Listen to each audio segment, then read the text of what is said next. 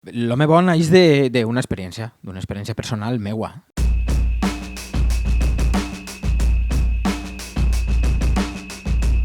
Diguem-ne que l'eix de l'home bo és Julià d'Alginet, que és un pilotari, va ser una de les figures de la pilota valenciana. Juliet d'Alginet, Julio Palau, venia al bar de ma mare a fer-se un cafè totes les vesprades després de dinar. I jo la primera vegada que vaig entrar a un trinquet, tenia 12-13 anys, va ser de la seva mà. Un dia estava al bar de ma mare i li va dir a ma mare: Chelo, ¿me puc emportar el xiquet al trinquet? I ma mare me va dir: vols anar el tío Julio al trinquet? I per mi era el tío Julio, l'home que venia al bar i se feia un cafenet, que sempre anava vestit de blanc, que era com molt educat, com molt amable, però jo no sabia qui era realment aquest senyor.